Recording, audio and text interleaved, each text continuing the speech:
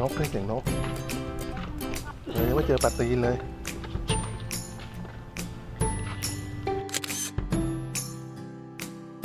ต้นขึ้นมาใหม่ลากขึ้นมาใหม่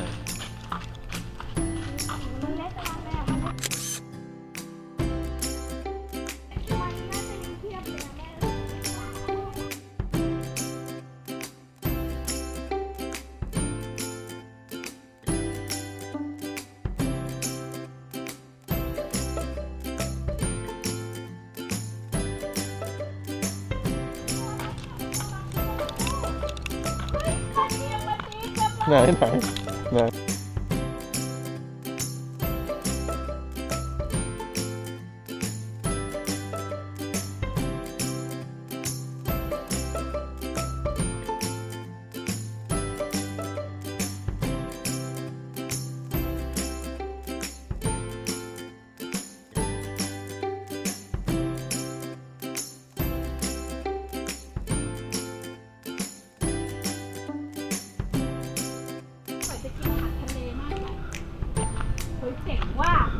โอ้ลมเย็นมากโอ้โหสวยเสาเยอะจังเลยอ่ะไอ้พี่ถ่ายเหรอ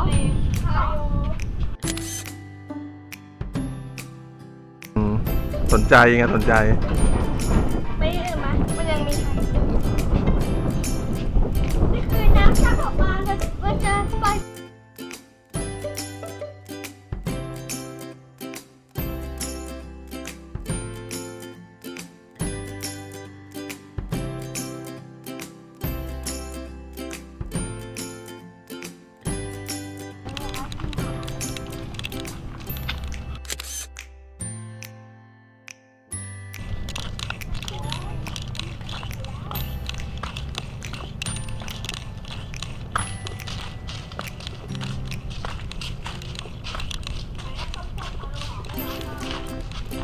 ใส่ใช่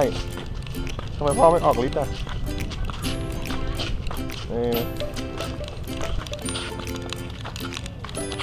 ไปดีๆ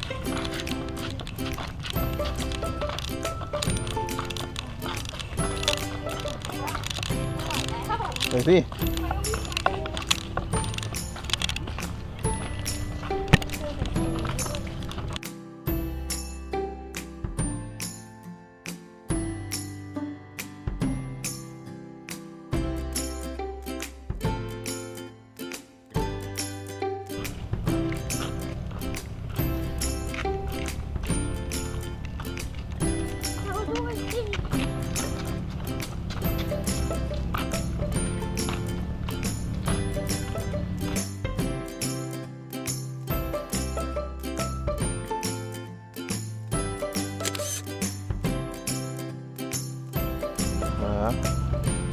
ปักลงไปในโคนใช่ไหมใช่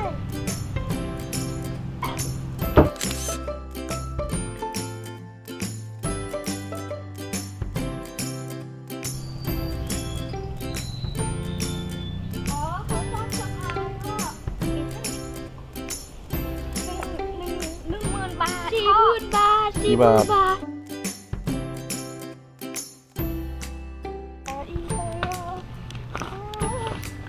แม่ตอนนี้แม่ไปข้างนี้บ้างนะ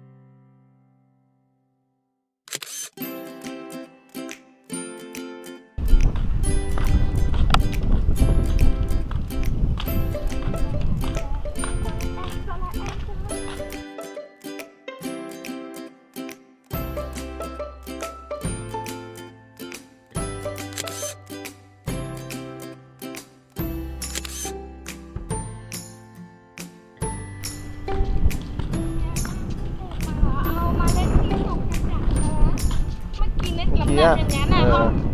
มา เอาไปทิ้มไว้เอาไปทิ้มไว้ กับต้นที่กระบองเพชรเสา โอ้โห ดู มันมีที่พักด้วย ดูทางนั้นพ่อนี่ไงคนที่เขาพัก อันนี้ดูทางไกลดีนะทางยาวดีนะ ทำไมมันชอบมาปิดแต่พ่อ ก็มันมาตามน้ำทะเลเดินดีๆนะ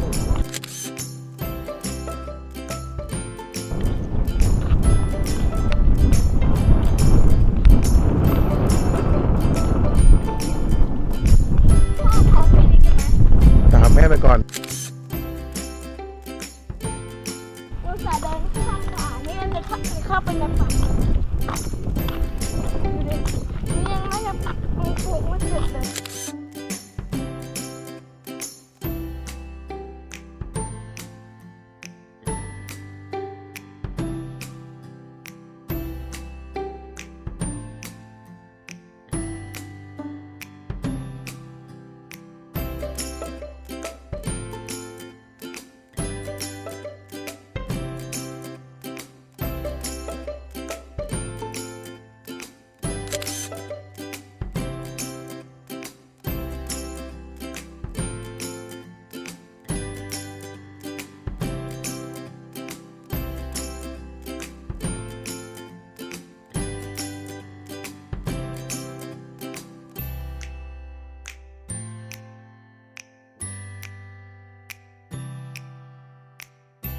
ยังไม่ถึงตรงนู้นเลยล่ะอ๋อปิดแล้วเขาปิดตรงนั้น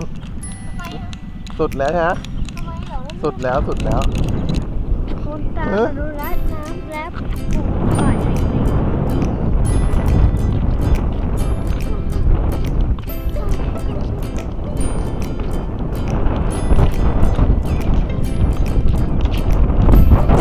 ว้าวใจเลยไปดิ นี่ไงปฏิ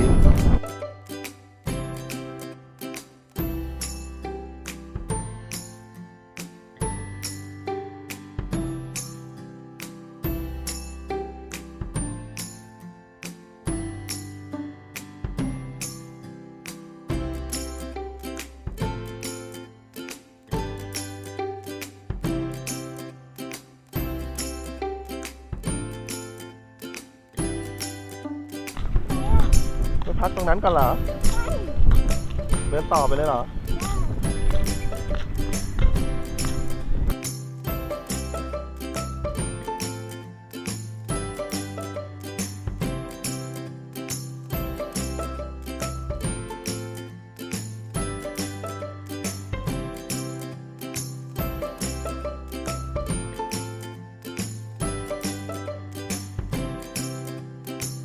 ว่าจะไปพยายาม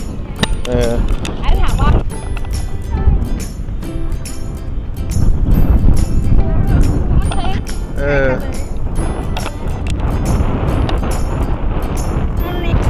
เดินไปลูกอะไรนะ